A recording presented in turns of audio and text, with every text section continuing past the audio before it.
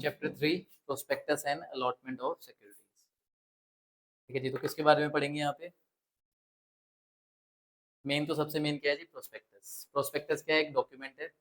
कब इशू किया जाता है ये? थोड़ा बहुत तो पढ़ा हुआ है हमने, ऐसी बात नहीं है, फाउंडेशन में भी। जब सिक्योरिटीज इशू करते हैं, किसको इशू करते हैं? पब्लिक एट लार्ज को इशू करते हैं, तब डॉक्यूमेंट क्या आता है जी? प्रोस्पेक्टस आता है। हर जगह पे डॉक्यूमेंट नहीं आता है, देखो इशू करने के बहुत सारे तरीके हैं, लेकिन जब आप पब्लिक एट लार्ज को इशू करते हो तब डॉक्यूमेंट क्या आता है? प्रोस्पेक्टस। तो यहाँ पे प्रोस्पेक्टस के बारे में पढ़ेंगे और सिक्योरिटीज कैसे अलॉट होनी है, अलॉटमेंट के बाद क्या रिटर्न जानी है, ये सब पढ़ेंगे। वर्ड आ रहा है जी सिक्योरिटीज, तो ये डेफिनेशन भी पढ़ेंगे कि सिक्योरिटीज क्या होती है। ठीक है, chapter overview. This chapter explain the provision of chapter 3 of the companies act consisting of section 23 to section 42। 23 से लेके 42 तक सेक्शन यहाँ पढ़ने वाले हैं। Dealing with the prospectus and allotment of securities due to the inherent difference between the nature of public and private companies। कौन सा difference है जी पब्लिक और प्राइवेट कंपनी में? Inherent difference. Public company and private company में क्या difference है? बिल्कुल जी, restriction, कोई लिमिट नहीं है मेंबर्स पे, और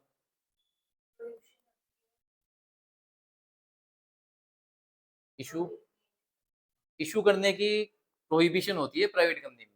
पब्लिक को इशू नहीं कर सकते हो आप, सिक्योरिटी इनवाइट नहीं कर सकते हो उनको सब्सक्राइब करने के लिए, लेकिन पब्लिक कंपनी में ऐसी कोई प्रोहिबिशन नहीं होती। ये इनहेरेंट डिफरेंस है।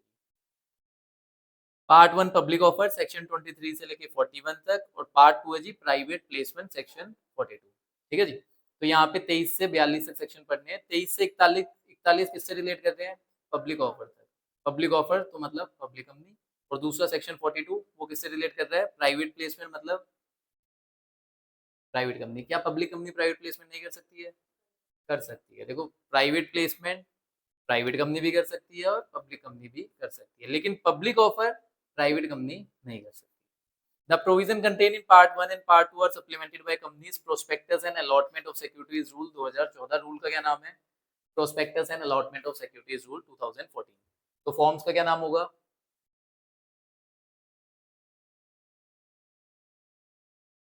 P for prospectus, A for allotment, S for securities। तो यहाँ पे बोलते हैं पास रूल्स, एस या पास, जो भी आपको बोलना हो, पीएस। जितने भी फॉर्म्स आएंगे उनका क्या नाम होगा? पीएस होगा। फॉलोइंग डायग्राम है, diagram depicts the arrangement of relevant section, ये हमें पढ़ने की जरूरत नहीं है। Section 447 contain provision relating to punishment for fraud, ये हमें पता है। 447 में क्या है जी? फ्रॉड की पनिशमेंट है। 23 से लेके 40 तक, 23, 26, 29, 31, 32, 25, 28, 27, 40, ये किससे रिलेटेड है? Issue of prospectus and related matters. Section 39 है अलॉटमेंट ऑफ सिक्योरिटीज। पेनल्टीज दी हुई है 34, 35, 36, 37 और 447 में, और प्राइवेट प्लेसमेंट दी हुई है सेक्शन 442 के अंदर। ठीक है जी, 42 के अंदर क्या है? Private placement. इंट्रोडक्शन से स्टार्ट करते हैं। One of the advantages that a company has over the other form of business is its ability to raise capital। Company की एक एडवांटेज है कि वो क्या रेज कर सकती है? कैपिटल रेज कर सकती है। कुछ लोगों से भी कर सकती है, मतलब प्राइवेट कंपनी के अंदर प्राइवेट प्लेसमेंट भी कर सकती है, और पब्लिक कंपनी के अंदर पब्लिक एट लार्ज से भी वो कैपिटल रेज कर सकती है। आपको जितना पैसा चाहिए आप उतना मार्केट से उठा सकते हो। When the capital is raised from the public at large, it is done through a public offer। जब public at large से capital raise कर रहे हो तो उसे क्या बोलते हैं हम? Public offer। And when it is raised from a selected group of identified person, it is carried out through a private placement। अगर एक selected group of person से कर रहे हो तो उसे क्या बोलते हैं हम? Private placement। Where the capital is raised from the public at large through public offer, an advertisement shall be issued in accordance with the applicable provision to protect the prospective investor from fraud। Securities are allotted against those applications that are received in full and in accordance with the advertisement issued। तो जिन जिन से हमें subscription आता है उनको हम क्या करते हैं? अलॉटमेंट कर देते हैं। सच सिक्योरिटीज में be listed on appropriate segment of recognised stock exchange. और इन सिक्योरिटीज को आप क्या करवा सकते हो? स्टॉक एक्सचेंज पे लिस्ट करवा सकते हो जब आप पब्लिक एट लार्ज को दे दो। This chapter will explain the provision relating to raising of capital, that is issue of prospectus, allotment and other matter incidental। तो हम यहाँ क्या क्या पढ़ेंगे? प्रोस्पेक्टस के बारे में, अलॉटमेंट के बारे में, और अदर इंसिडेंटल मैटर्स के बारे में पढ़ेंगे। Public offer and private placement. अब आपके हिसाब से अगर पब्लिक कंपनी को सिक्योरिटीज इशू करनी है तो उसके पास क्या क्या ऑप्शन है? प्राइवेट प्लेसमेंट कर दे, पब्लिक ऑफर कर दे, क्या ये दो ही तरीके हैं? क्या इसके अलावा कुछ और होता है? नहीं याद आ रहा कुछ भी? चलो अभी याद आ जाएगा। पब्लिक कंपनी में issue securities to public through prospectus. अगर पब्लिक के पास जाना है तो कौन से डॉक्यूमेंट से जाएंगे? प्रोस्पेक्टस से, जिसको हम क्या बोलते हैं, public offer. By complying with the provision, कौन से कंप्लाई करनी है, सेक्शन 23 से लेके सेक्शन 41 तक। दूसरा लिखा हुआ है through private placement, private placement से भी करनी है, सेक्शन कौन सा है, 42। हमें याद करना है जी प्राइवेट प्लेसमेंट का सेक्शन कौन सा है, 42, और 23 से 41 में किसकी बात हो रही है, प्रोस्पेक्टस की बात हो रही है। थ्रू अ राइट इशू और अ बोनस इशू, क्या ये तरीके नहीं है, राइट इशू और बोनस इशू, क्या इनसे सिक्योरिटीज इशू नहीं करी जाती? राइट इशू का मतलब, अभी हमने शायद शेयर कैपिटल नहीं पढ़ा है, लेकिन फिर भी आपको थोड़ा आइडिया होना चाहिए। राइट इशू, बिल्कुल जी, एग्जिस्टिंग शेयर होल्डर्स को हम राइट देते हैं किस चीज का, शेयर्स खरीदने का, उसको क्या बोलते हैं, right issue. Bonus issue, free में शेयर्स दे देते हैं, ठीक है जी। तो राइट इशू, बोनस इशू से भी आप क्या करते हो, कैपिटल रेज कर सकते हो in accordance with the provision of this act and in case of listed company. जब भी लिस्टेड कंपनी होगी तो कौन आ जाएगा ऊपर, लिस्टेड कंपनी में कंपनीज एक्ट के ऊपर कौन है governing body, ROC, RD, ministry. और अगर लिस्टेड कंपनी है तो ये सब तो रहेंगे रहेंगे, इसके साथ में सेबी भी आ जाएगा। कौन आ जाएगा, सेबी भी आ जाएगा। तो अगर लिस्टेड कंपनी है which intend to get this securities listed also with the provision of SEBI, SEBI act भी कंप्लाई करना है आपको, रूल्स एंड रेगुलेशंस भी कंप्लाई करने हैं, जो किसने बनाए हैं, सेबी ने। पब्लिक ऑफर, पब्लिक ऑफर दो तरीके का इन्होंने लिखा हुआ है। पब्लिक ऑफर इंक्लूड आईपीओ, जिसको हम क्या बोलते हैं, इनिशियल पब्लिक ऑफर। इनिशियल का मतलब जब फर्स्ट टाइम आप पब्लिक के पास गए हो पैसा लेने के लिए, तो उसको क्या बोलते हैं, आईपीओ। अब फर्स्ट टाइम चले गए, उसके बाद फिर से पैसा नहीं ले सकते पब्लिक एट लार्ज से, बिल्कुल ले सकते हो, उसको क्या बोलते हैं हम, एफपीओ, फर्दर पब्लिक ऑफर। तो एक होता है आईपीओ, एक होता है FPO. Of securities to the public by company, और एक तरीका और है जी, an offer for sale of securities, जिसको हम क्या बोलते हैं, OFS, to the public by an existing share holder. यहाँ से ओएफएस समझ आ जाता है हमें, offer for sale of securities to the public by an existing share holder. OFS क्या है, देखो आईपीओ एफपीओ समझ आ गया। आईपीओ क्या है, जब फर्स्ट टाइम आप पब्लिक को इशू कर रहे हो आईपीओ, सेकंड टाइम इशू कर रहे हो तो उसे क्या बोल देंगे हम, एफपीओ। एक वर्ड नया आ गया है जी, ओएफएस, ये क्या है, इस लाइन को पढ़ के क्या समझ आ रहा है,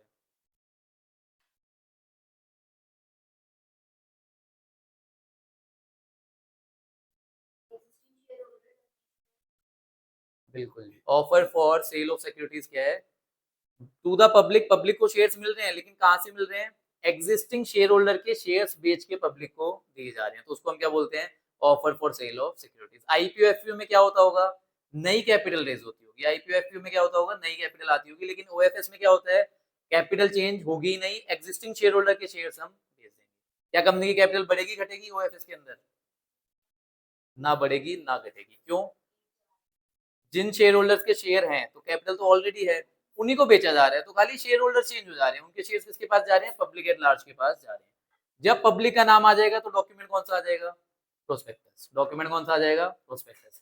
ये तीनों काम करने हैं तो आपको कौन सा डॉक्यूमेंट इशू करना है, प्रोस्पेक्टस इशू करना है। चाहे आईपीओ करो, चाहे एफपीओ करो, आपको या ओएफएस करो, आपको प्रोस्पेक्टस इशू करना ही है।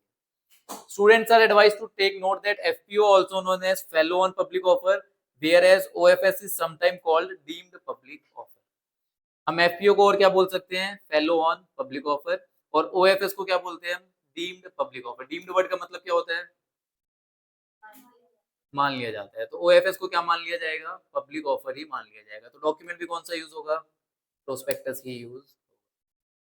एज पर सेक्शन 23(2) प्राइवेट कंपनी में issue securities, private company securities issue करनी है, क्या तरीके हैं इनके पास, प्राइवेट कंपनी के लिए, एक तो प्राइवेट प्लेसमेंट सेक्शन कौन सा हो गया, सेक्शन कौन सा है प्राइवेट प्लेसमेंट का, 42, और इसके अलावा राइट इशू भी कर सकते हैं और बोनस इशू भी कर सकते हैं। देखो यहाँ पे वो आगे लाइनें नहीं लिखी हुई सेबी वाली, क्योंकि ये लिस्टेड तो होने नहीं वाली, तो यहाँ सेबी की रेगुलेशंस नहीं आ रही। समरी ऑफ मोड्स, अब इन्होंने समरी बना दी है, पब्लिक कंपनी के लिए, प्राइवेट कंपनी के लिए। अगर पब्लिक ऑफर की बात करें तो पब्लिक कंपनी के लिए यस, प्राइवेट कंपनी के लिए नो।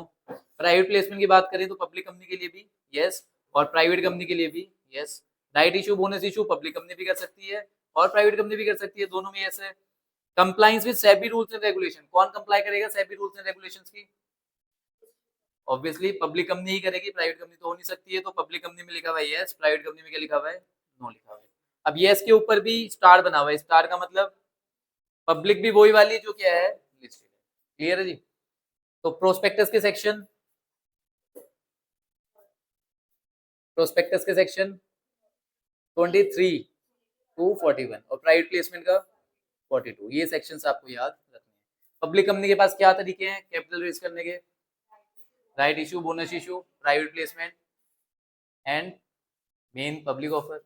पब्लिक कंपनी पूछ रहा हूँ ना मैं, प्राइवेट कंपनी पूछा है मैंने, पब्लिक कंपनी पूछा है। तो पहला क्या हो गया, public offer, right issue, bonus issue, private placement. और प्राइवेट कंपनी है तो right issue, bonus issue and private placement, private placement. ठीक है जी, आगे बढ़ते हैं। Various mode of issues of securities available to a public company और a private company are depicted in the following diagram. अब डायग्राम की फॉर्म में बता दिया, तो ये आप देख लेना, कोई ज्यादा इसके अंदर नहीं लिखा हुआ है। पब्लिक ऑफर के तरीके, पब्लिक ऑफर कैसे कैसे हो सकता है, IPO, FPO, offer for sale of securities, इसको हम क्या बोलते हैं, ओएफएस। आईपीओ, एफपीओ और ओएफएस। ओएफएस को और क्या बोल सकते हैं हम, डीम्ड पब्लिक ऑफर। ठीक है जी। आईपीओ का मतलब फर्स्ट टाइम, फर्स्ट टाइम, पहली बार आप पब्लिक एट लार्ज के पास जा रहे हो। एफपीओ का मतलब उसके बाद में जब भी जाओगे तो वो क्या हो जाएगा, एफपीओ। अब आ जाती है जी वर्ड, क्या है, सिक्योरिटी। वर्ड क्या है, सिक्योरिटी। हम डेफिनेशन पढ़ेंगे किसकी, सिक्योरिटी की। पहली बात, ये डेफिनेशन कंपनीज एक्ट में नहीं दी हुई। ये डेफिनेशन कहाँ नहीं दी हुई है, कंपनीज एक्ट में नहीं दी हुई है। कंपनीज एक्ट में बस इतना ही लिखा हुआ है, सिक्योरिटीज का क्या मतलब है। जो डेफिनेशन कहाँ लिखी हुई है, सिक्योरिटीज कॉन्ट्रैक्ट रेगुलेशन एक्ट में लिखी हुई है, वही डेफिनेशन हम कंपनीज एक्ट के लिए किसकी मान लेंगे, सिक्योरिटीज की मान लेंगे।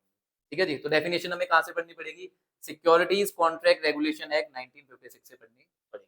क्लियर है जी। Security is a wide term not restricted to equity, preference और डिवेंचर। तो यहाँ से क्या समझ आ रहा है, एक वाइड टर्म है जिसमें बहुत सारी चीजें कवर हो जाएंगी। इक्विटी तो है ही, प्रेफरेंस भी है ही, डिवेंचर भी है, इसके अलावा भी बहुत सारी चीजें किसके अंदर आ जाएगी, सिक्योरिटी वर्ड के अंदर आ जाएगी। एज पर सेक्शन 2 क्लॉज 81, 2 क्लॉज 81 है, कहाँ का है ये, क्या कंपनीज एक्ट का है ये। As per section 2 clause 81, the term securities mean the securities as defined in clause H of section 2 of the Securities Contract Regulation Act 1956। तो सेक्शन 2 क्लॉज 81 किसका है, कंपनीज एक्ट का है। कंपनीज एक्ट में लिखा हुआ है कि सिक्योरिटीज की डेफिनेशन कहाँ दी हुई है, section 2 clause H of securities contract regulation.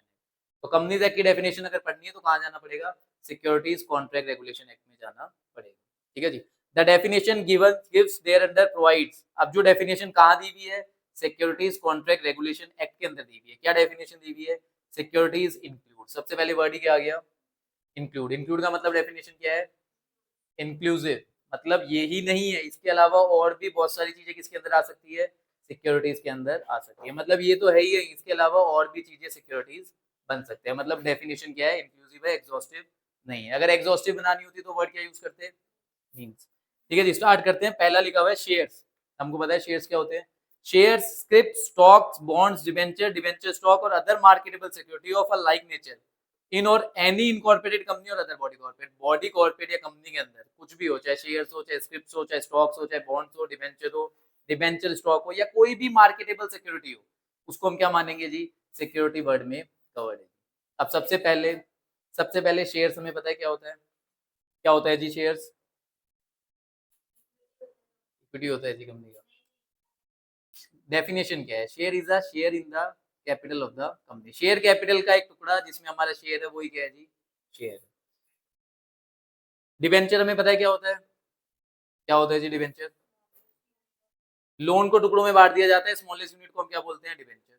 अब एक बार आता है जी स्टॉक। स्टॉक क्या होता है, बंच ऑफ शेयर, शेयर्स को इकट्ठा कर दिया तो उसको क्या बोल देते हैं हम, स्टॉक। डिबेंचर स्टॉक का मतलब मेरे पास 10 डिबेंचर है, उनको मैंने इकट्ठा करके क्या बनवा लिया, डिबेंचर स्टॉक। बॉन्ड क्या होता है जी, मतलब एक तरीके से बोरोइंग का तरीका है जिसमें फिक्स रेट ऑफ इंटरेस्ट मिलता है आपको, तो वो क्या है जी, बॉन्ड है। स्क्रिप्ट्स क्या होता है, ये वर्ड एकदम न्यू है, कभी आप कंपनी में देखोगे भी नहीं, स्क्रिप्ट्स वर्ड। देखो स्क्रिप्ट्स क्या होता है, जब आपने ये पढ़ा होगा फ्रैक्शनल शेयर्स, पढ़ा है जी। फ्रैक्शनल शेयर्स क्या होते हैं,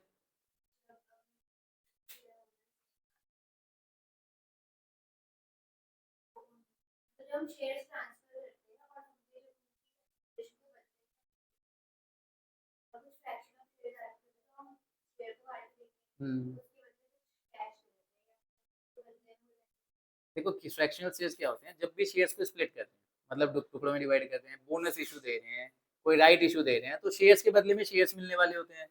तो हम बोल दिए जैसे 1:3, तो अगर वो पूरा डिवाइड नहीं हो रहा है तो उसको क्या बोलते हैं, फ्रैक्शनल शेयर्स। उसके बदले में क्या बोलता है, कैश वगैरह मिल जाता है। उसका प्रूफ वो क्या बन जाता है, स्क्रिप्ट्स बन जाता है। जो उसका प्रूफ देंगे ना कि आपको फ्रैक्शनल शेयर्स के बदले में ये चीज मिलने वाली है, उसको क्या बोलते हैं, स्क्रिप्ट्स बोलते हैं।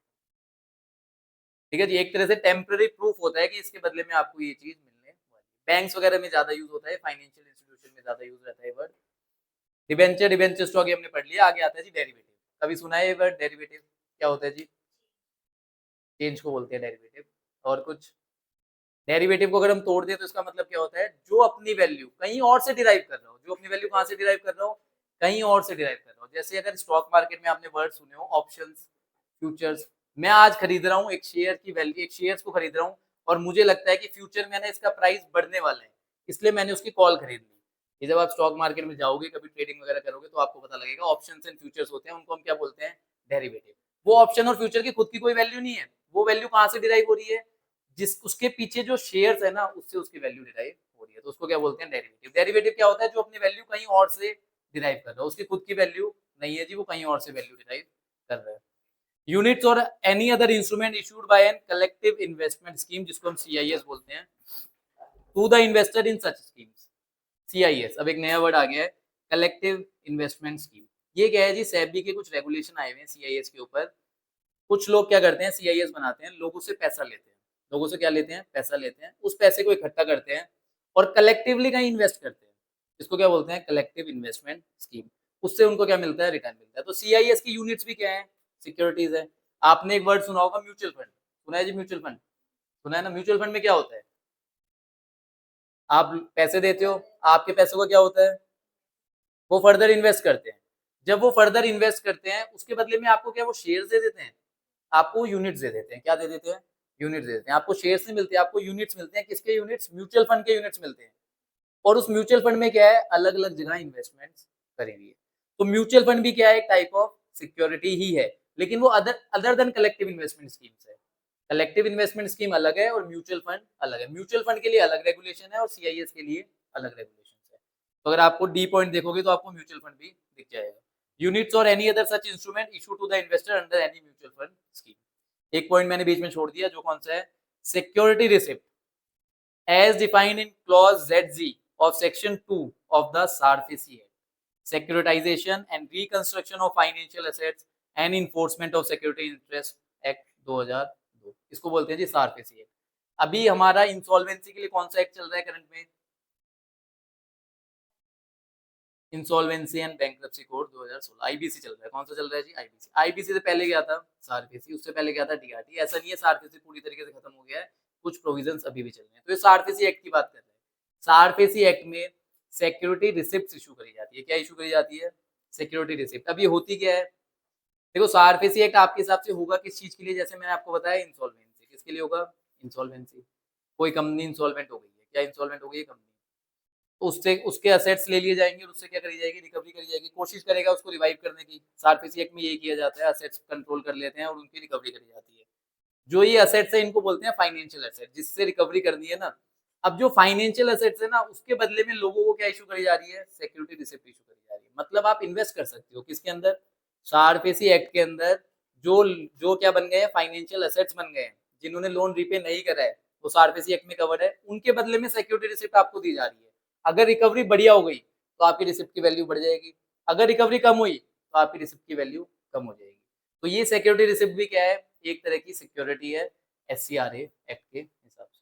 ठीक है जी। ये इशू कौन करता है? Asset reconstruction company. कौन इशू करता है? Asset reconstruction company. लिख लेना इसके आगे, असेट रिकंस्ट्रक्शन कंपनीज होती है यहाँ पे।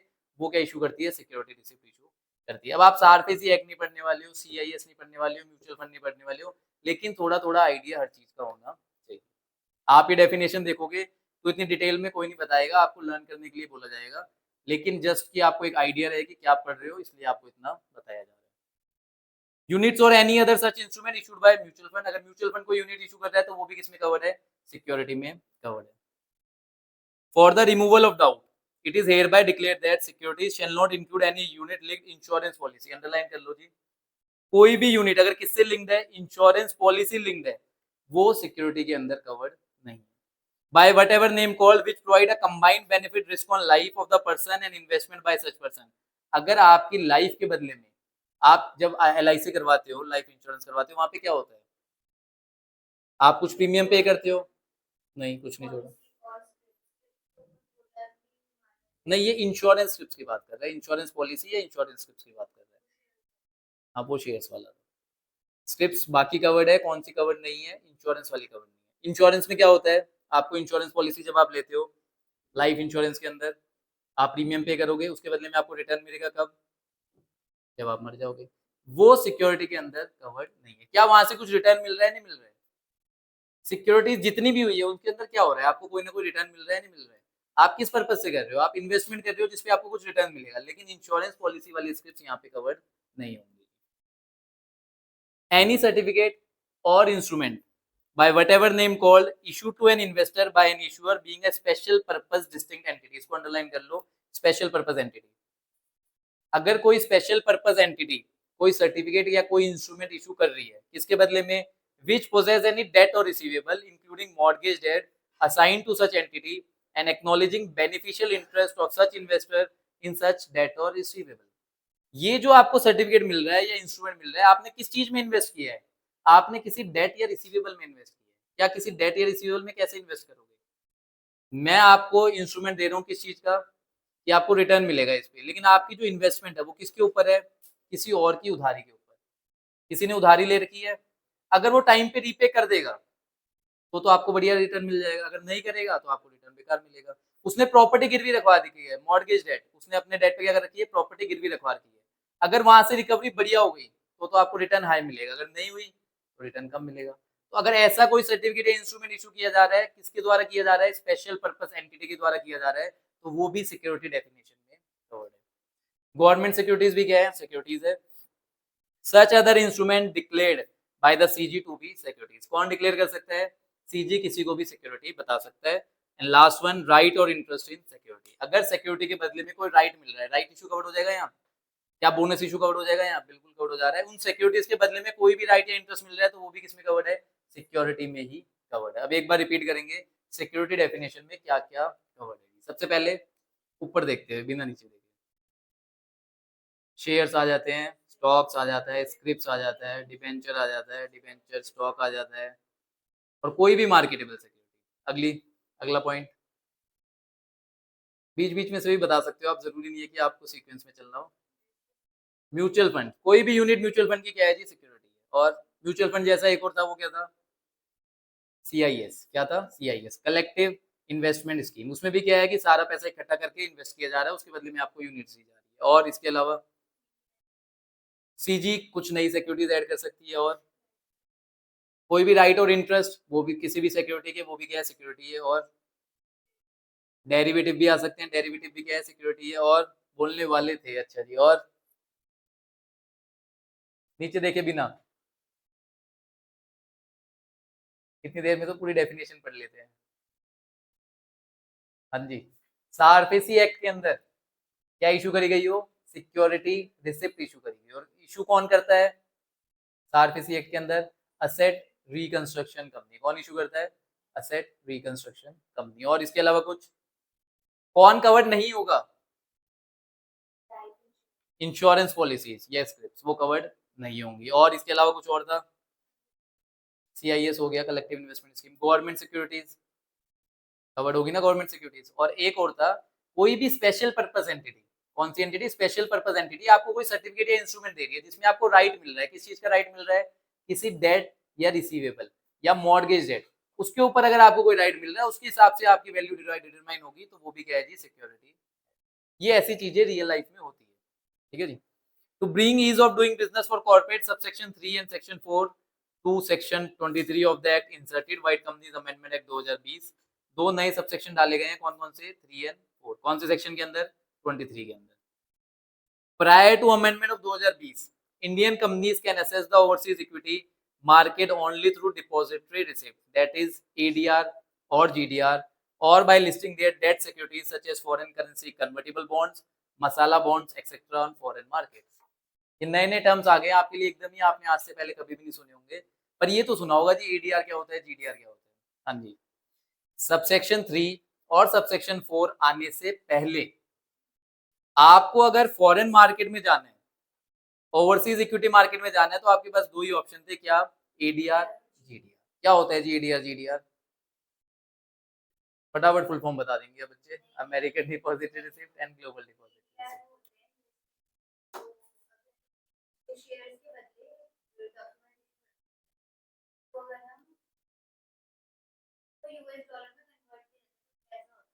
अच्छा, हाँ जी, हाँ जी, सही कह रहे हो, एकदम परफेक्ट जा रहे हो। बताओ जी, बताओ, आगे बताओ।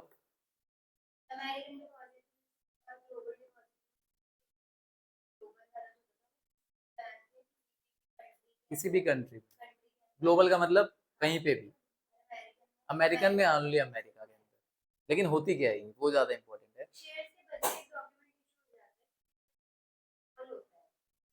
उसी शेयर से उस वो गवर्न किया जाता है, मतलब शेयर्स बढ़ेगा तो उस डॉक्यूमेंट की वैल्यू बढ़ेगी, शेयर्स की वैल्यू घटेगी तो उस डॉक्यूमेंट की वैल्यू घटेगी। एक तरीके से तरीका क्या है, बिल्कुल ये एक तरीके से तरीका क्या है, फॉरेन मार्केट को एक्सेस करने का। मैं इंडियन कंपनी हूँ, मेरे को बाहर शेयर्स इशू करने हैं, कहाँ इशू करने हैं, बाहर।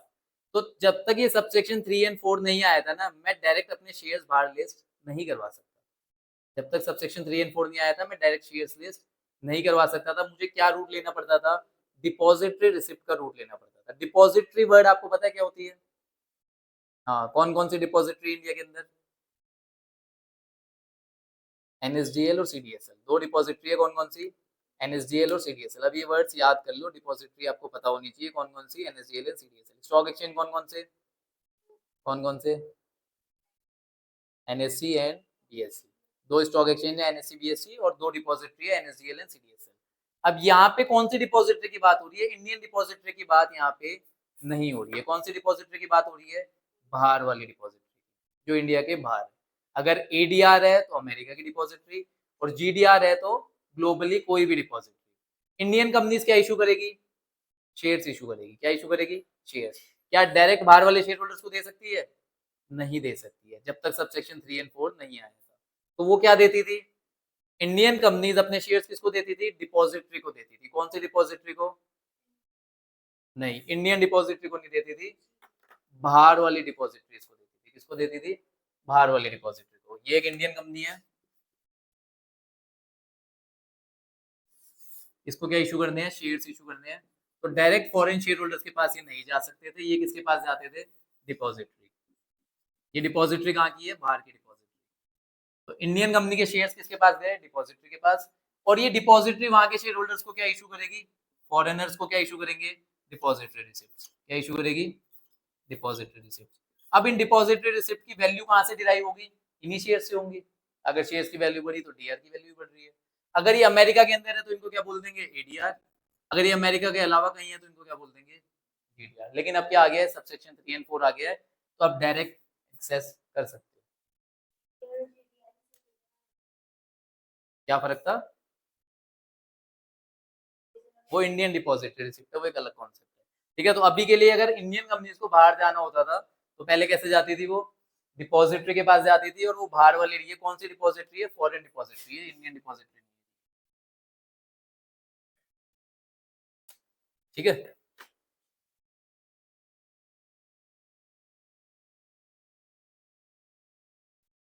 और by listing their debt securities, Indian companies अपनी डेट सिक्योरिटीज बाहर लिस्ट कर सकती थी। डेट का मतलब डिबेंचर्स वगैरह डायरेक्ट लिस्ट करवा सकते थे, मतलब इक्विटी नहीं करवा सकते थे, डिबेंचर करवा सकते थे। Such as foreign currency convertible bond. Convertible का मतलब जो फ्यूचर में कन्वर्ट हो जाएंगे किसके अंदर? इक्विटी के अंदर। तो ऐसे बॉन्ड्स आप करवा सकते थे। एक वर्ड है मसाला बॉन्ड, ये नया वर्ड है जी एकदम।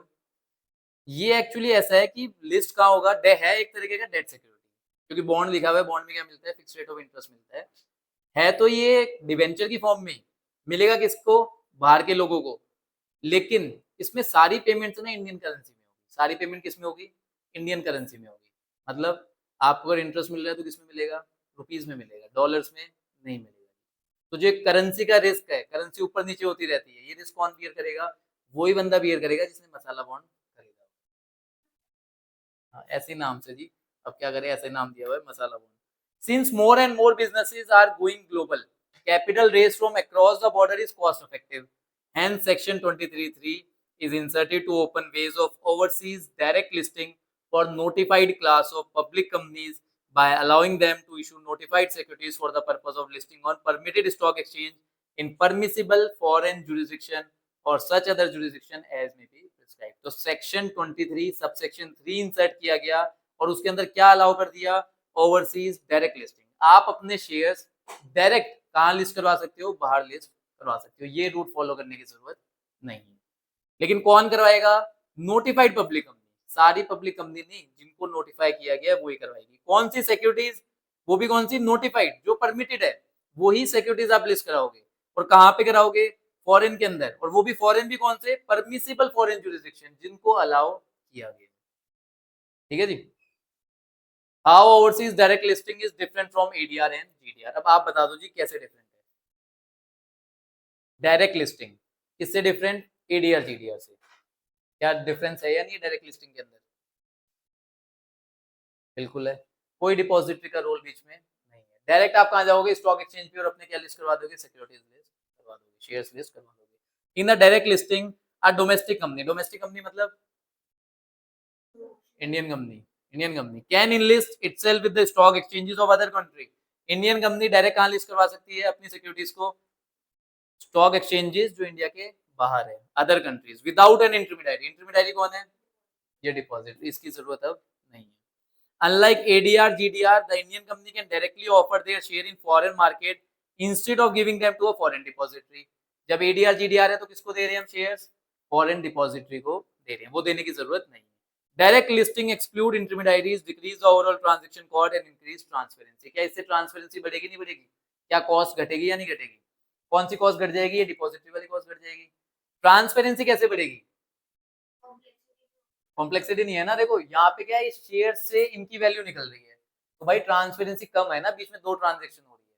अगर डायरेक्ट ही हो जाए तो बिल्कुल फुल ट्रांसपेरेंसी रहेगी। Section 23(4) of the act empower the CG to exempt any class of public companies for complying with the provision of 3 prospectus and allotment, share capital and debenture, beneficial interest, beneficial owners और punishment। क्या कह रहा है? 23 subsection 4 के अंदर CG के पास power है। क्या पावर है? कि ये जो कंपनीज डायरेक्ट लिस्टिंग करवाने जा रही है ना, इनको ये सारी कंप्लाइंसेस करने की जरूरत नहीं है। कौन सी कंप्लाइंसेस? प्रोस्पेक्टस की कंप्लाइंसेस, जो हम अभी पढ़ेंगे। कौन सी कंपनीज के लिए? ये इंडियन कंपनी जो कहाँ लिस्ट करवा रही है? फॉरेन, बाहर लिस्ट करवा रही है अपनी शेयर्स। अब देखो बाहर भी करा रही है तो पब्लिक एट लार्ज से ले रही है ना पैसा, तो प्रोस्पेक्टस की कंप्लाइंस करनी चाहिए। लेकिन सीजी के पास पावर है, उनको किसमें डाल सकते हैं? एग्जेम्पशन में डाल सकते हैं। इलस्ट्रेशन पढ़ो जी एक बार। Which of the following shall be considered as security for the purpose of section 23 of the act? बिना आंसर देखे बताओ दीदी।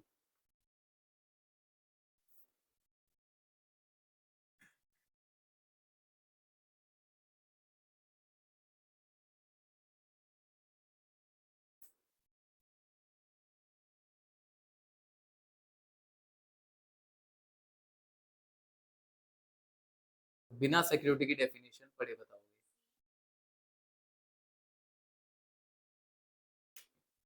आप भी देखो जी। देखो पहला तो सीधा सीधा हमें दिख रहा है, इंश्योरेंस पॉलिसी वाली यूनिट्स नहीं होती है सिक्योरिटी, ये तो एक्सप्लेनेशन में लिखा हुआ था। फिर आ रहा है actionable claim regarding mortgage debt. अब एक बार सिक्योरिटीज की डेफिनेशन पे आओ। आईई, इसके अंदर लिखा हुआ है कोई भी इंस्ट्रूमेंट, कोई भी सर्टिफिकेट जो किसके अगेंस्ट में है? डेट के अगेंस्ट में, रिसीवेबल के अगेंस्ट में और मॉर्गेज डेट के अगेंस्ट में। वो सर्टिफिकेट और इंस्ट्रूमेंट भी क्या है? सिक्योरिटी है। और लास्ट वाला है securities issued by national asset reconstruction limited. ये कहाँ पे इशू होते हैं? सारफीसी एक्ट में। कहाँ इशू होती है? सर, और वो भी सिक्योरिटीज के अंदर कवर्ड है। तो सेकंड और थर्ड वाला ऑप्शन कवर सही हो गया, मतलब कि C option. Regulation of issue and transfer of security, section 24। अगर लिस्टेड कंपनी है तो कौन लग जाएगा ऊपर? सेबी। तो ये लिखा हुआ है SEBI is empowered to administer those provision under chapter 3 and chapter 4 of the act which pertain to issue and transfer of securities and non payment of dividend by a listed company और those companies which intend to get their securities listed on recognised stock exchange. SEBI किसके ऊपर लग जाता है? अगर company list हो गई तो उसके ऊपर कौन लग जाएगा? सेबी। लिस्ट होने वाली है, इंटेंट टू लिस्ट मतलब अब वो प्रोसेस में है लिस्टिंग के, तो उसके ऊपर भी कौन लगेगा? सेबी। तो सेबी के पास पावर है क्या चीज की? एडमिनिस्टर करने की। किस किस को? Issue and transfer of securities. Number 1 क्या है? Issue and transfer of securities. Number 2 क्या है? Non payment of dividend by a listed company. अगर एक लिस्टेड कंपनी कोई शेयर इशू कर रही है, कोई शेयर ट्रांसफर कर रही है, कौन लगेगा जी? सेबी। अगर एक लिस्टेड कंपनी क्या कर रही है? डिविडेंड पे नहीं कर रही है, कौन लगेगा जी? सेबी। और एक कंपनी जो अपने शेयर सिक्योरिटीज लिस्ट करने वाली है, उसके ऊपर भी कौन लगेगा? सेबी। कौन से मैटर पे? Issue and transfer of securities और दूसरा non payment of dividend. Additional reading ये पढ़ने की जरूरत नहीं है। All other matter including matter relating to prospectus, return of allotment, redemption of preference shares specifically provided in this act shall be administered by CG, tribunal, ROC. इनके अलावा जो ऊपर मैटर है, ऊपर मैटर कौन से पढ़े थे हमने, issue and transfer of securities और नॉन पेमेंट ऑफ डिविडेंड, उसके अलावा कोई भी मैटर हो, जैसे कि कौन से हो सकते हैं, प्रोस्पेक्टस से रिलेटेड, रिटर्न ऑफ अलॉटमेंट से related, redemption of preference share से रिलेटेड, इन सब के ऊपर कौन एडमिनिस्ट्रेशन करेगा, सेंट्रल गवर्नमेंट, रजिस्ट्रार और एनसीएलटी। अभी हम पढ़ेंगे आगे, जब अलॉटमेंट हो जाती है तो उसे रिटर्न फाइल करनी होती है, फॉर्म होता है पास 3, अभी आगे पढ़ना है। इलस्ट्रेशन पढ़ो जी अब एक बार।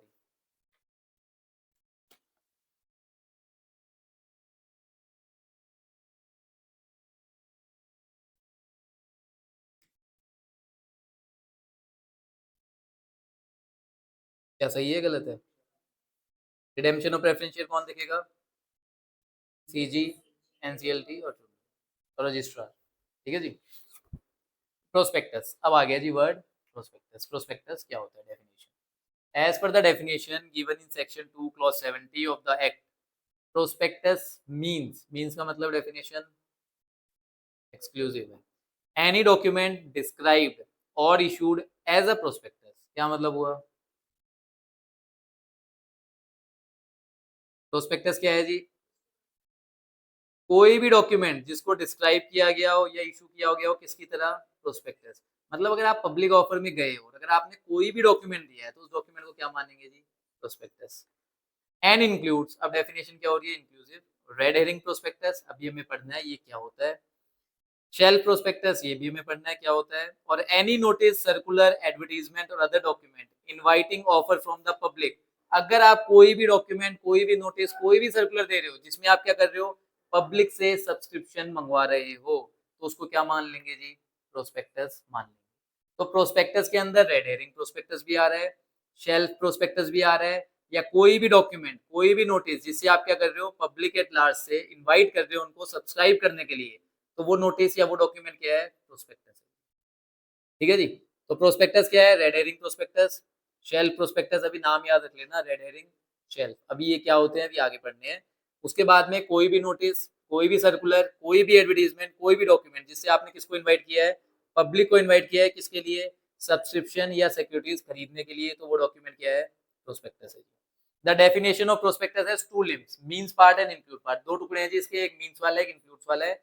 विच with 4 elements in totality, these 4 constitute can appreciated।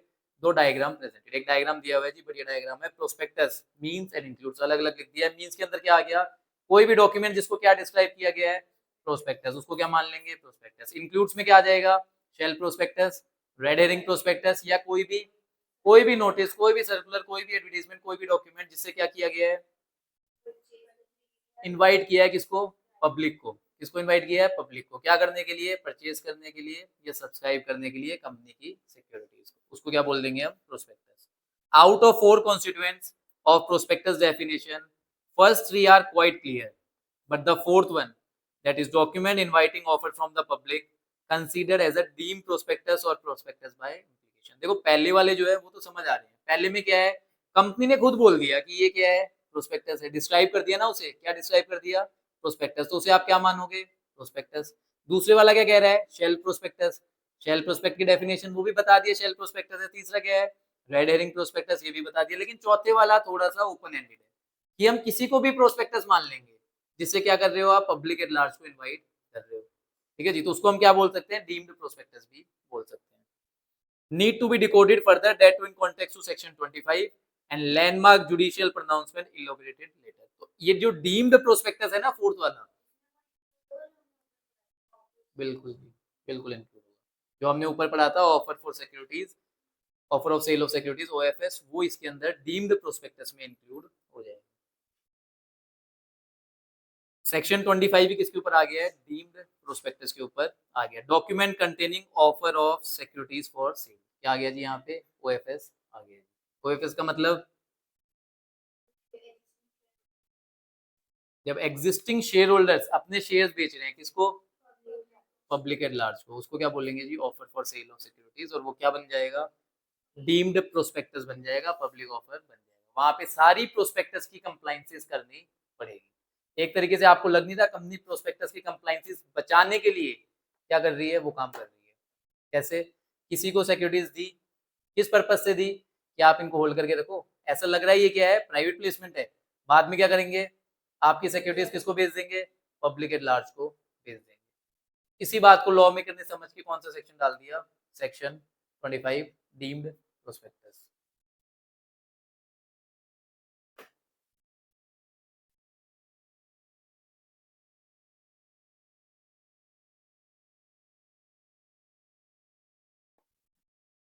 अगर एक company direct public at large के पास जा रही है, ये कौन है जी, पब्लिक एट लार्ज। अब इतनी लाइनें मैं बना नहीं सकता कि पब्लिक एट लार्ज दिखे, पर हम मानते हैं बहुत सारी लाइनें हैं। तो यहाँ पे कौन सी कंप्लाइंसेस करनी पड़ेगी, प्रोस्पेक्टस। और मतलब बहुत सारी कंप्लाइंसेस है। इन्हीं चीजों से बचने के लिए कंपनी ने क्या फॉलो करना शुरू किया, कंपनियों ने क्या किया कि यहाँ से बीच में किसी और को दे दिया। इसको मान लेते हैं इंटरमीडियरी, मिडलमैन। और ये मिडलमैन क्या करता था फिर, पब्लिक एट लार्ज को इशू कर देता था। तो कंपनी ने जब इस मिडलमैन को इशू किया, यहाँ पे क्या दिखा दी होगी, प्राइवेट प्लेसमेंट। क्या दिखा दी होगी, कंपनी ने कैसे इशू कर दिया, प्राइवेट प्लेसमेंट से। किसको इशू करा है, इनको इशू कर दिया। क्या यहाँ पे प्रोस्पेक्टस की कंप्लायंसेस करनी पड़ेगी, पूरी नहीं करनी पड़ेगी, क्योंकि ये क्या है, प्राइवेट प्लेसमेंट। फिर अब इसने क्या करा, इंटरमीडियरी ने पब्लिक एट लार्ज को दे दिया आगे। लॉ मेकर ने इस बात को समझा और बोला जो ये आप बाकी लोगों को दे रहे हो ना, यहाँ पे जो भी डॉक्यूमेंट आप यूज करोगे, उस डॉक्यूमेंट को सारी प्रोस्पेक्टस की कंप्लायंसेस करनी पड़ेगी। क्या कंप्लायंसेस करनी पड़ेगी, प्रोस्पेक्टस की कंप्लायंसेस करनी पड़ेगी। और इसको हम क्या बोल देंगे, डीम्ड प्रोस्पेक्टस। इसको हम क्या बोल देंगे, डीम्ड प्रोस्पेक्टस। अगर इस प्रोस्पेक्टस में, इस डॉक्यूमेंट में प्रोस्पेक्टस की कंप्लायंसेस नहीं हुई सारी, इसको मानेंगे नॉन कंप्लायंस, और कंपनी के ऊपर क्या लग जाएगी, पेनल्टीज लग जाएगी, जो हम इस चैप्टर में आगे पढ़ेंगे। ठीक है जी, ये होता है जी डीम्ड प्रोस्पेक्टस। समझ आया, आगे समझ, जल्दी आ गया समझ।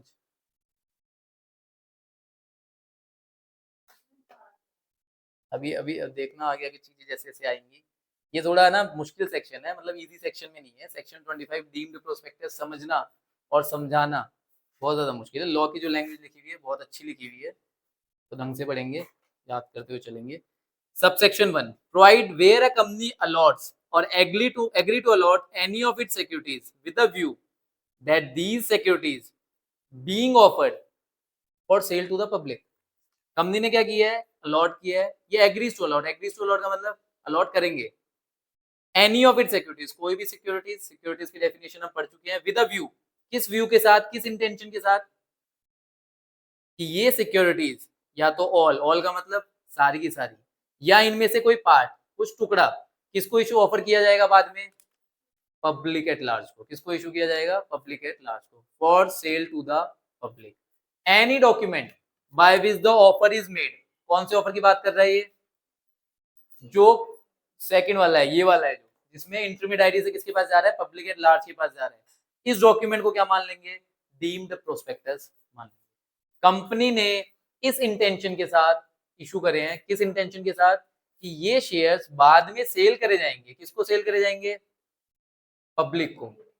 तो जब पब्लिक को शेयर सेल करेंगे, उसमें जो डॉक्यूमेंट यूज होगा, वो डॉक्यूमेंट क्या बन जाएगा, डीम्ड प्रोस्पेक्टस। क्या कंपनी कभी ये बोलेगी कि मेरी ये इंटेंशन है जी, कंपनी तो खुद बचने के लिए काम कर रही है ना, तो कंपनी की इंटेंशन पता कैसे लगेगी।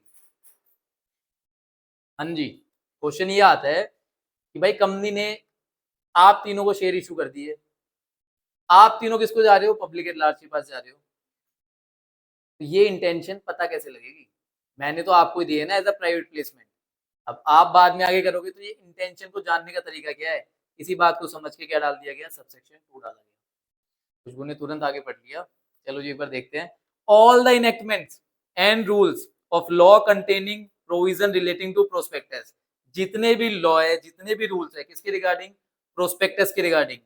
Matters to be stated, liability for misstatement, क्या क्या प्रोस्पेक्टस के अंदर डालना है, अगर आपने नहीं डाला तो क्या लाइबिलिटी आपके ऊपर आ जाएगी, वो सारी किसके ऊपर लग जाएगी, डीम्ड प्रोस्पेक्टस के ऊपर लग जाएगी। किसके ऊपर लग जाएगी, डीम्ड प्रोस्पेक्टस पे लग जाएगी। जितनी भी कंप्लायंसेस आपको प्रोस्पेक्टस की करनी है, और अगर आपने नहीं करी तो क्या आपके ऊपर पेनल्टी लगने वाली है, वो सारी किसके ऊपर लग जाएगी, डीम्ड प्रोस्पेक्टस पे भी लग जाएगी। सब्जेक्ट टू सेक्शन 25(3) एंड 25(4), हम 25 ही पढ़ रहे हैं, इसके सबसेक्शन 3 का ध्यान रखना है और सबसेक्शन 4 का ध्यान रखना है। क्लियर है जी? The purpose of deeming provision is to protect gullible investor from various fraudulent practices। ये जो deeming provision डाला है, deemed prospectus डाला है, ये क्यों डाला है? ताकि इन्वेस्टर्स के साथ में कुछ गलत ना हो। प्रोस्पेक्टस में आपके हिसाब से क्या होता होगा? अगर एक कंपनी प्रोस्पेक्टस इशू कर रही है तो उसमें क्या होता होगा? कंपनी के रिगार्डिंग सारी डिटेल्स होती होंगी या नहीं होती होंगी? आप उस डॉक्यूमेंट को देख के इन्वेस्ट करने वाले हो ना, तो क्या कंपनी के बारे में आपको पता कहाँ से लगेगा? प्रोस्पेक्टस से पता लगेगा। और अगर आपको एग्जिस्टिंग शेयर होल्डर बेच के निकल जाए ऐसे ही, तो क्या आपको कंपनी के बारे में पता लगेगा कभी? इसीलिए उस डॉक्यूमेंट के अंदर भी सारी प्रोस्पेक्टस की डिटेल होनी चाहिए। Presumption of view, intent to offer of security for the sale of public under subsection 1। हमने सबसेक्शन में 1 में पढ़ा था, एक व्यू वर्ड पढ़ा था कि कंपनी का व्यू क्या है। वो व्यू कहाँ से पता लगेगा? यहाँ से पता लगेगा। As per subsection 2 the allotment is presumed, presume का मतलब मान लिया जाएगा, ये प्रिजम्पशन है। To have been made with a view, हम मान लेंगे कि कंपनी का ये व्यू था। क्या व्यू था? कि ये सिक्योरिटीज किसको देने वाले हैं? पब्लिक को देने वाले हैं। कब मान लेंगे? Whether either of the following condition are fulfilled. Either का मतलब इनमें से कोई सी भी, इनमें से कोई भी कंडीशन अगर पूरी हो गई और कंपनी ने चाहे शेयर्स किसको दिए हो, प्राइवेट प्लेसमेंट से किसी लोगों को दिए हो, फिर भी क्या मानेंगे? इंटेंशन क्या है? ये बाद में पब्लिक एट लार्ज को देने के इंटेंशन के साथ इशू करेगा। क्लियर है? समझ आ रही है बात? Securities are offer to the public within 6 month of allotment. मतलब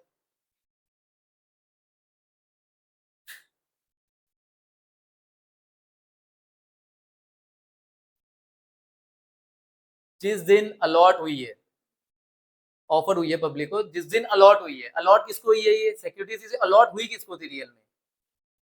इंटरमीडियरी को, मिडिल मैन को अलॉट हुई थी।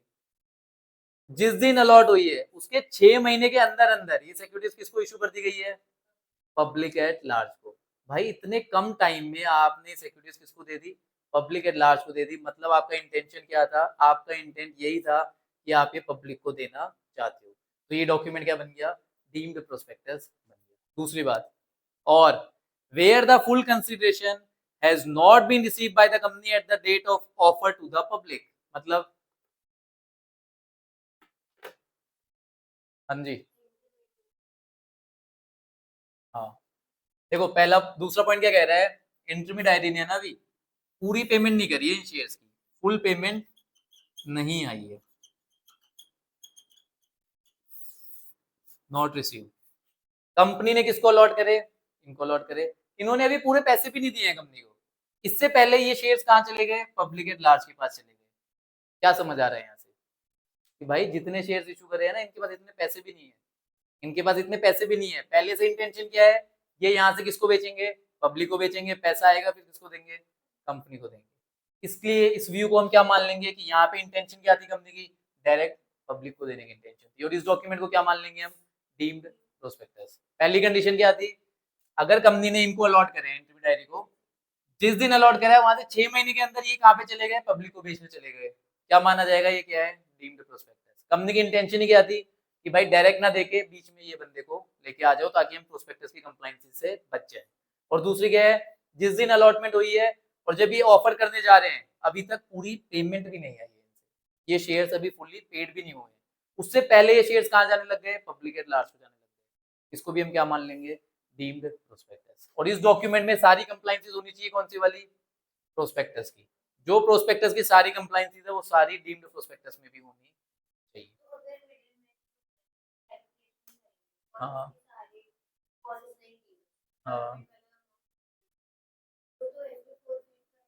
नहीं कंपनी ने मंगवाया नहीं ना अभी पूरा अमाउंट। ऐसा नहीं है कि वो पे नहीं कर रहे हैं, पार्टली पेड शेयर है, अभी पूरी पेमेंट नहीं मंगवाई है। हाँ जी, हाँ जी, वो रिमेनिंग देगी। तो यहाँ देखो, वो एक अलग कहानी है कि ये कितना पैसा देंगे, कितना पैसा देंगे। अभी के लिए उसको मान क्या लेंगे हम? पब्लिक इशू मान लेंगे और डीम्ड प्रोस्पेक्टस मान लेंगे। और कंपनी को सारी कंप्लायंसेस कौन सी करनी पड़ेगी? प्रोस्पेक्टस वाली करनी।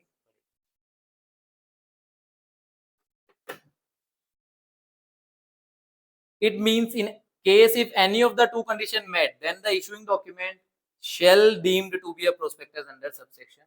अगर इन दोनों में से कोई भी कंडीशन पूरी हो गई तो क्या मान लेंगे, डॉक्यूमेंट क्या बन जाएगा, डीम्ड प्रोस्पेक्टस बन जाएगा। Subsection 1 and 2 to section 25 are not exhaustive. जो ये हमने दो कंडीशन पढ़ी है ये क्या नहीं है, एग्जॉस्टिव नहीं है। मतलब दो नहीं और भी कंडीशन हो सकती है, एक कंडीशन नीचे जजमेंट में बताई गई है। There may be certain other situation when issuing document may construe as deemed prospectus. मतलब और भी कोई सिचुएशंस हो सकती है जिसमें हम इस इशूइंग डॉक्यूमेंट को क्या मानेंगे, डीम्ड प्रोस्पेक्टस मानेंगे। दो हमें पता लग गई है, एक और देख लेते हैं। SEBI versus Kunnamkulam papers mills limited, important है ये, अंडरलाइन कर लो, इंपॉर्टेंट। ऐसा केस लॉ है कि काफी लोगों को इसके बारे में पता भी नहीं होता है। Where a right issue is made to existing members. Right issue किसको दिया जाता है, एग्जिस्टिंग मेंबर्स को। क्या मिलता है राइट इशू के अंदर, राइट मिलता है। राइट मिलता है कि आप क्या खरीद लो, शेयर खरीद लो।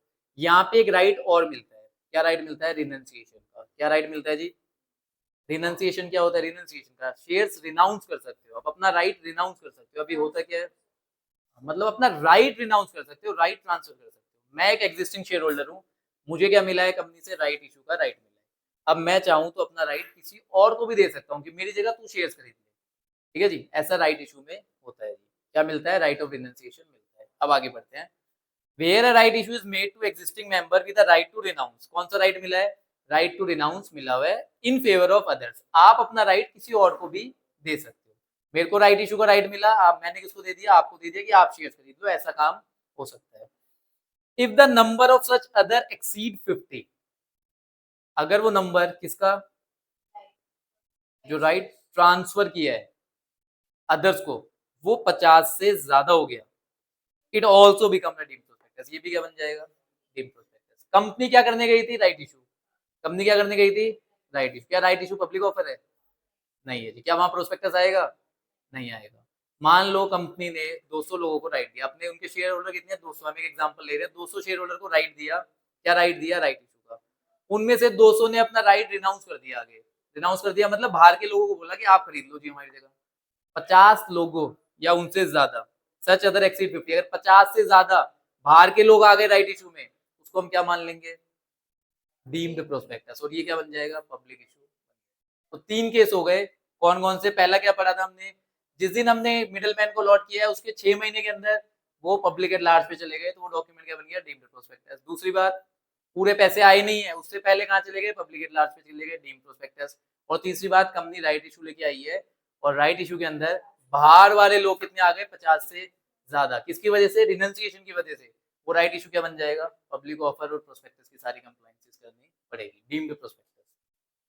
Requirement in case of deemed prospectus, matters to be stated additionally. Additionally का मतलब एक्स्ट्रा है, मतलब जो है, जो प्रोस्पेक्टस में होने चाहिए वो तो होने ही चाहिए, उसके अलावा ये भी होने चाहिए। As per subsection 3 the following matter need to be stated which offers of securities to public is made in addition to those required under section 26। 26 में क्या है, 26 में सारी प्रोस्पेक्टस की रिक्वायरमेंट है। प्रोस्पेक्टस में क्या क्या होना चाहिए वो कहाँ लिखा होता है, सेक्शन 26 में। तो सेक्शन 26 वाला तो सारा डालना ही डालना है, उसके अलावा ये एडिशनल ये भी डालने पड़ेंगे, किसके अंदर, डीम्ड प्रोस्पेक्टस में। A statement of the net amount received or to be received as a consideration for the security to which the offer relates। क्या कहना चाह रहा है जी, तो डीम प्रोस्पेक्टस ही तो पढ़ रहे हैं हम,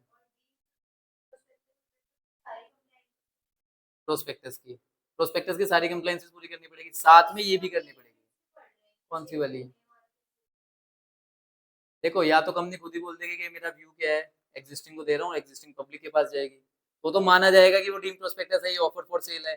कंपनी नहीं बोल रही कि मेरा कोई व्यू नहीं है, तो ये प्रिजम्पशन है, इसमें मान लिया जाएगा कि भाई ये क्या है, प्रोस्पेक्टस ही है, ये पब्लिक के पास ही जा रहे हो आप। हाँ जी, पहली स्टेटमेंट क्या कह रही है, आपको डीम्ड प्रोस्पेक्टस के अंदर सेक्शन 26 वाला सारा कंटेंट तो डालना ही डालना है, उसके अलावा ये कंटेंट भी डालना है, पहली कंडीशन। बताओ जी,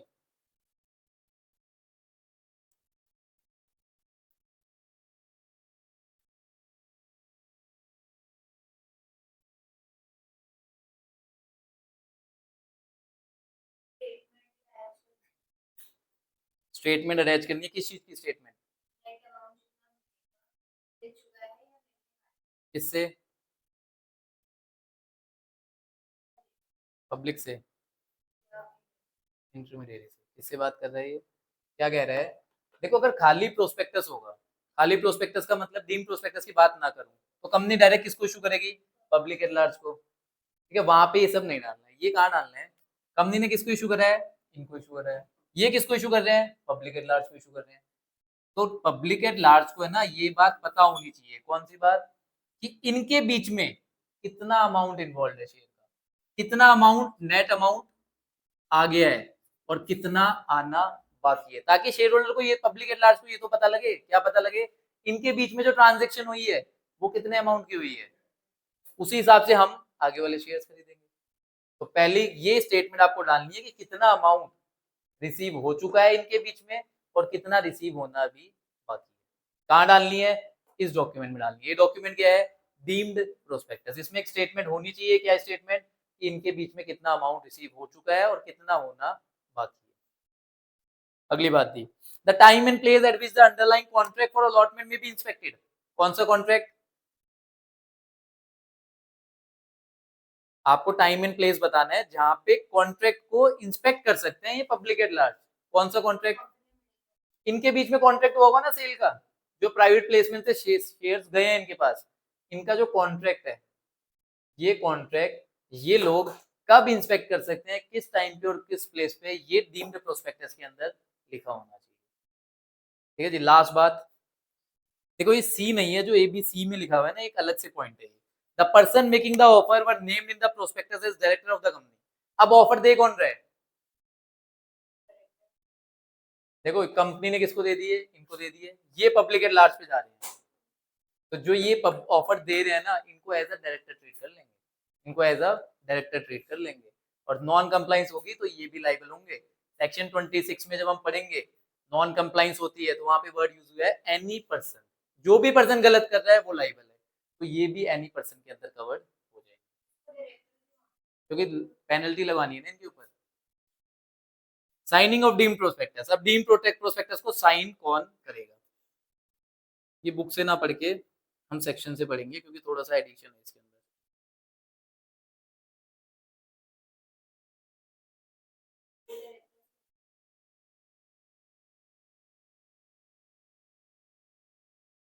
लिख लो एक बार थोड़ा सा।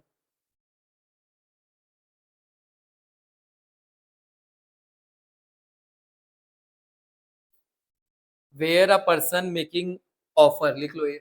Where a person making an offer to which this section relates is a company और अ फर्म।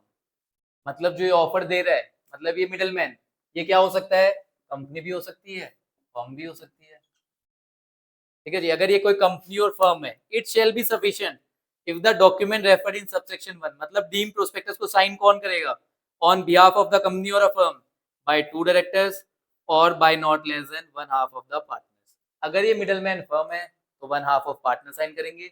ये मिडलमैन अगर कंपनी है तो 2 डायरेक्टर साइन करेंगे। नहीं, ऐसा जरूरी नहीं है।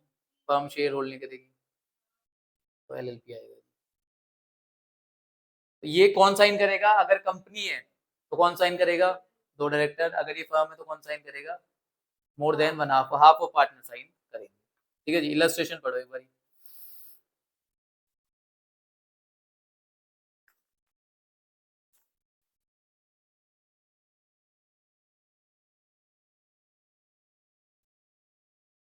समझ नहीं आया?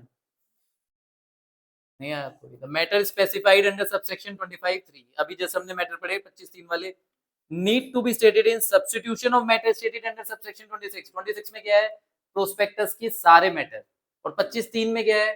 डीम प्रोस्पेक्टस में जो एडिशनली होने चाहिए। क्या वो सब्स्टिट्यूट है जोन 26 के? सब्स्टिट्यूट का मतलब क्या होता है? इसकी जगह ये डाल दो। कैसा है? ये तो डालने ही डालने हैं 26 वाले, 26 वाले तो डालने ही डालने हैं, साथ में 25(3) वाले एडिशनली डालने हैं। और यहाँ पे वर्ड क्या यूज हुआ है? सब्स्टिट्यूशन। सब्स्टिट्यूशन गलत है जी, यहाँ पे होना चाहिए इन एडिशन। 26 वाले डालोगे डालोगे और 25(3) वाले भी डालोगे। ये जी आपका डीम्ड प्रोस्पेक्टस पूरा हो गया। ठीक है जी। एक बार रिपीट कर देते हैं। डीम्ड प्रोस्पेक्टस क्या होता है? कंपनी ने शेयर्स इशू करे हैं विद अ व्यू, किस व्यू के साथ कि ये शेयर्स किसको इशू करे जाएंगे? पब्लिक को सेल करे जाएंगे। अब इस व्यू को जानने के लिए क्या करना पड़ेगा? वो कंडीशंस देखनी पड़ेगी। पहली कंडीशन क्या थी? जब मिडलमैन को दिए हैं, जब मिडलमैन को दिए हैं 6 महीने के अंदर अंदर ही पब्लिक के पास चला गया जी, तो पहली प्रिजम्पशन हो गई। दूसरी प्रिजम्पशन, अभी यहाँ से पूरी पेमेंट भी नहीं आई है, यहाँ से भी पूरी पेमेंट भी नहीं आई है, इससे पहले किसके पास चले गए? पब्लिक एट लार्ज के पास। तो ये जो डॉक्यूमेंट जिससे आप पब्लिक एट लार्ज के पास जा रहे हो, इस डॉक्यूमेंट को क्या बोलेंगे जी? Deemed prospectus. इस डॉक्यूमेंट को क्या बोलेंगे? डीम्ड प्रोस्पेक्टस बोलेंगे। ठीक है जी। इसके बाद में और क्या पढ़ा हमने? एक प्रिजम्पशन और थी, केस लॉ। अगर राइट इशू के अंदर, अगर राइट इशू के अंदर रिनंसिएशन का राइट है और रिनाउंस कर दिया है मोर देन 50, मतलब 50 से ज्यादा आउटसाइडर आ गए हैं, तो वो भी क्या बन जाएगा? पब्लिक इशू और डीम्ड प्रोस्पेक्टस बन जाएगा। जब भी ये डॉक्यूमेंट आएगा जिससे पब्लिक एट लार्ज को इशू किया जा रहा है, ये डॉक्यूमेंट को हम क्या मानेंगे? Deemed prospectus. प्रोस्पेक्टस की सारी कंप्लायंसेस करनी है। क्या करना है? प्रोस्पेक्टस की सारी कंप्लायंसेस करनी है। एडिशनली 3 कंप्लायंस और करनी है। कौन कौन सी? स्टेटमेंट बतानी है जिसमें net amount, net consideration received और टू बी रिसीव, जो रिसीव होने वाला है, और टाइम एंड प्लेस जहां पे वो कॉन्ट्रैक्ट रखा हुआ है, कौन सा कॉन्ट्रैक्ट? जो मिडलमैन और कंपनी के बीच में हुआ है।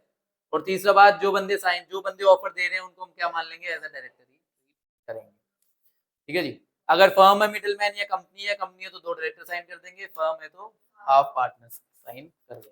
क्लियर है जी? आज की क्लास यहीं खत्म करते हैं।